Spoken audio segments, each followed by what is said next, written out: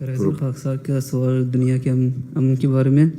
کوئی حدیث میں آتا ہے کہ حضرت مسیح موعود جب آئیں گے تو یملأ الارض قسطا وعدلا، کہ وہ دنیا میں عدل قائم کر دیں گے.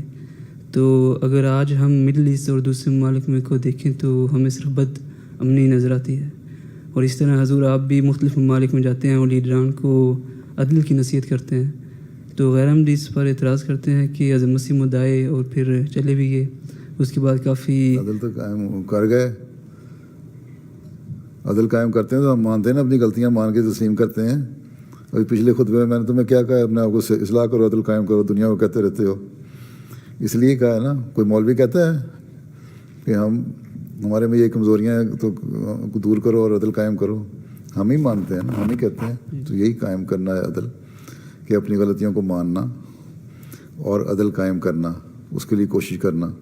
جماعتی نظام جو ہے ٹھیک ہے، ماحول کے اثر کے تحت بہت ساری برائیاں پیدا ہو گئی ہیں اور ہو جاتی ہیں بعض زمانے سے دور، لیکن ایک خلافت کا نظام ہے جو ان کو بار بار تلقین کر کے اس اصل تعلیم کی طرف لے کے آتا رہتا ہے. اس لیے اس وقت جماعت احمدیہ ہی ہے جس میں کم سے کم اس قسم کی برائیاں پائی جاتی ہیں، ٹھیک ہے، جو دنیا میں عام مسلمانوں میں زیادہ ہیں. تو عدل قائم کرنا یہ کیا تھا؟ یہی تھا کہ صحیح اسلام کی تعلیم کو لاگو کرنا اور اس سے مسلسل اس پہ توجہ دلاتے رہنا.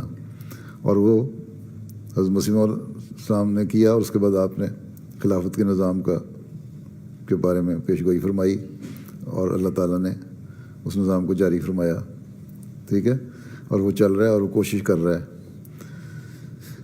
تو یہی اس سے مراد ہے کہ عدل قائم کرنے سے. یا اور کہاں ہے آپ کو نظر آتا ہے؟ کہیں آتا ہے؟ لوگ تسلیم کرتے ہیں، ہماری باتیں سن کے تسلیم کرتے ہیں، اور ہمارے باوجود ہماری برائیاں دیکھنے کی تسلیم کرتے ہیں. سوال نہیں کر رہا، بتا رہا ہوں.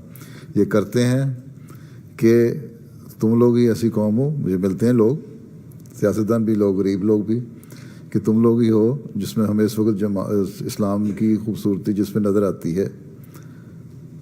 گو ہمیں پتہ ہے کہ ہمارے اندر کتنی برائیاں ہیں. اس لیے میں نے 2 خطبے پہلے، اس سے پچھلے خطبہ شاید میرا خیال ہے یہی دیا تھا نا، ہم عدل کی باتیں دنیا کو کرتے رہتے ہیں.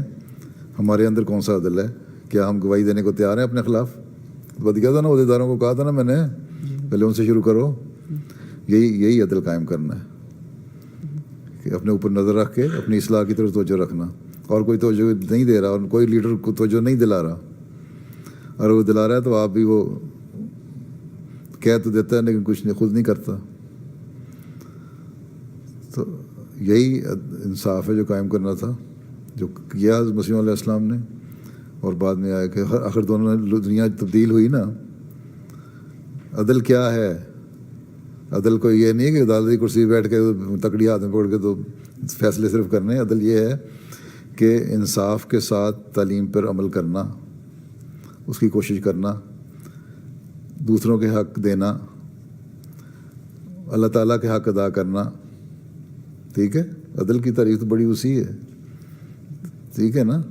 نہیں کر رہے تم؟ کئی چور ڈاکو حضرت مسیح علیہ السلام کے زمانے میں تھے جنہوں نے توبہ کی اور امن قائم کرنے والے بن گئے. تو عدل ہی تھا، ہو گئے نا. کئی تھے اپنی حالتوں میں بدلنے والے. ابھی